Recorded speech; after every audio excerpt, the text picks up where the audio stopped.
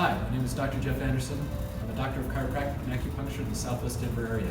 Again, I have Ms. Lexie Rayburn, who showed us how to do some yoga stretches last week. This week, we want to show you the flow and how you can take those 7 stretches and put them together. So Ms. Rayburn is going to go through and show you the yoga flow. It will take about 10 to 11 minutes for you to perform.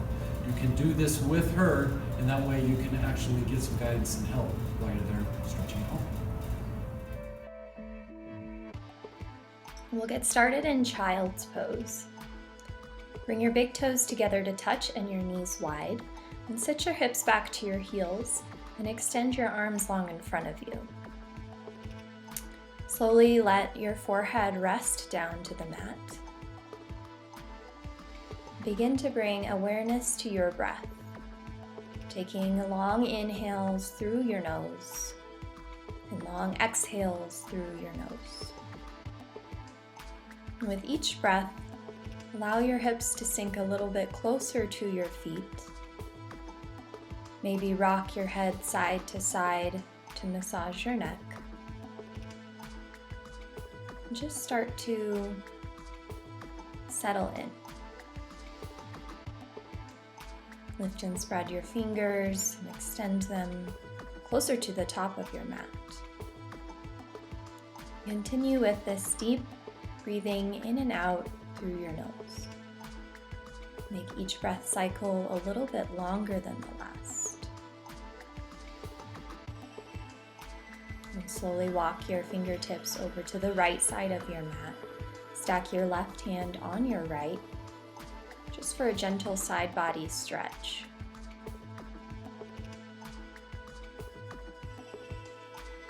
And as you're ready, start to move over to the other side. Left hand to the edge of your mat, right hand on top of your left. Again, just stretching out your side bodies here. This is a pose of deep relaxation. And do this at any point that you feel tired or feel like you need to calm your mind. And take an inhale breath and an exhale breath. And on your next inhale, press yourself up to a tabletop position so your shoulders are over your wrists and your hips are over your knees. Working into cat-cow pose. On your inhale, lift the crown of your head to the sky and your belly down toward the mat. And on your exhale, crown of your head to the mat, belly to the sky. We're just moving through these cycles, head down, chest high, and then head up, chest low. Continue to press down through all 10 fingers to take any pressure out of your wrists. Here we're just warming up the spine, getting it ready for the rest of our practice.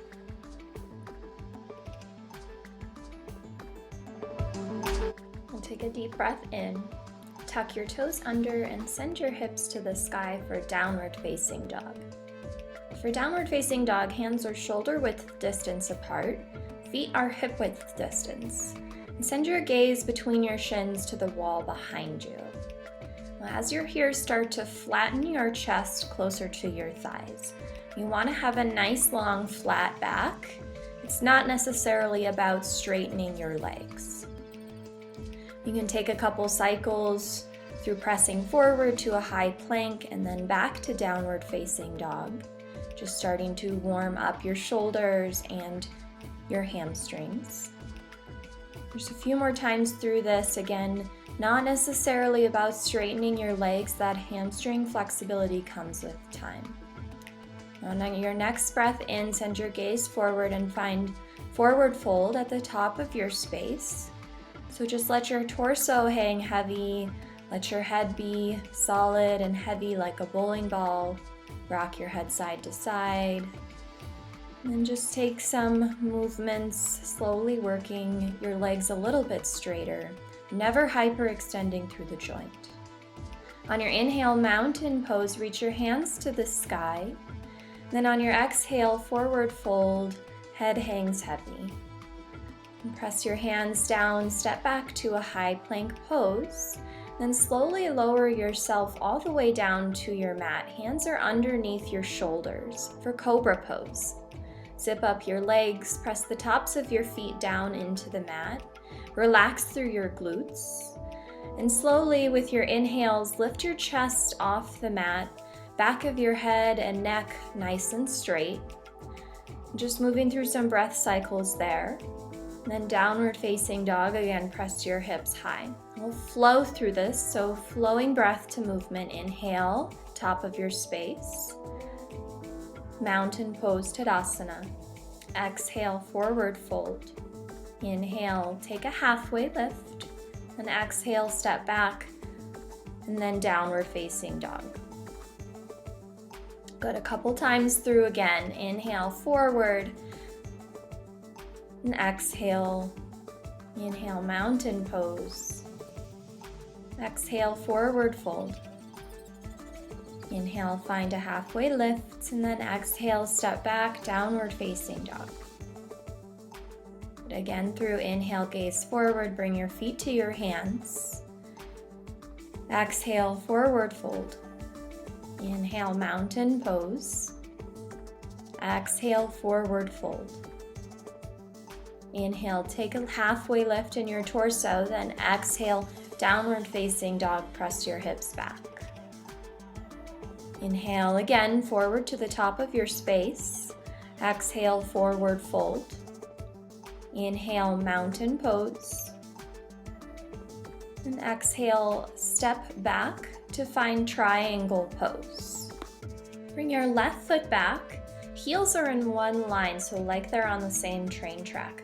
Grab your block, straighten both legs, then extend your right arm forward and reach it down to your block and reach your left hand to the sky.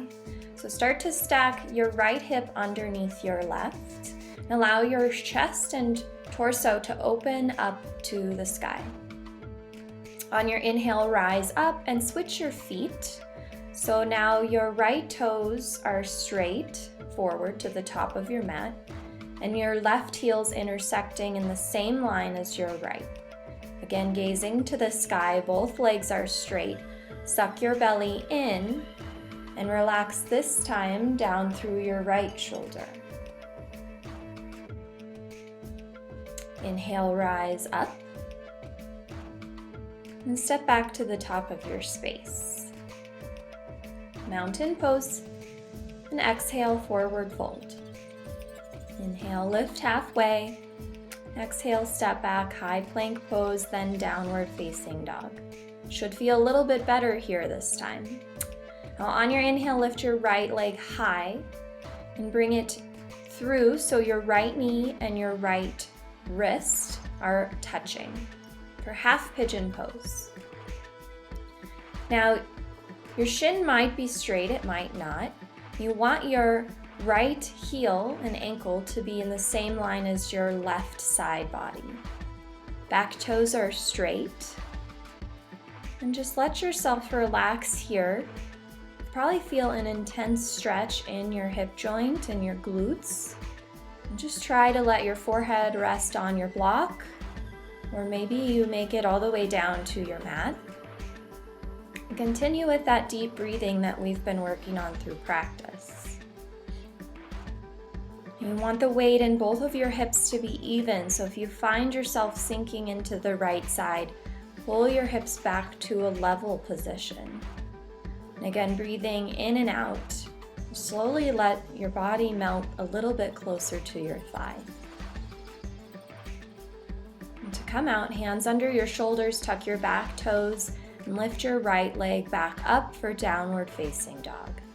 Other side, left leg lifts for half pigeon pose, left knee to your left wrist, left ankle behind your right wrist. Work your elbows down.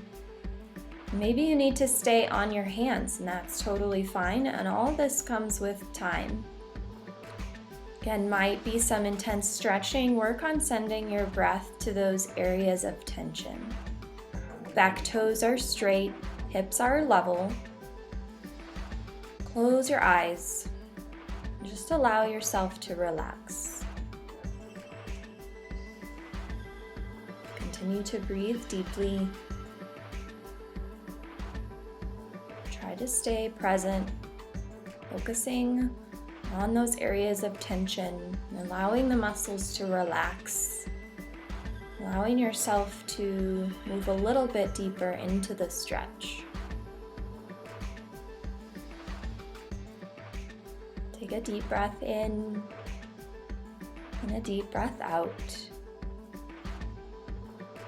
And as soon as you start to feel even on both sides in your own body, hands under your shoulders, back toe tucks under, lift your left leg up for downward facing dog. And we'll start to work into our final Shavasana. Turn around, lie on your back, bring your arms by your sides, palms face up to the sky.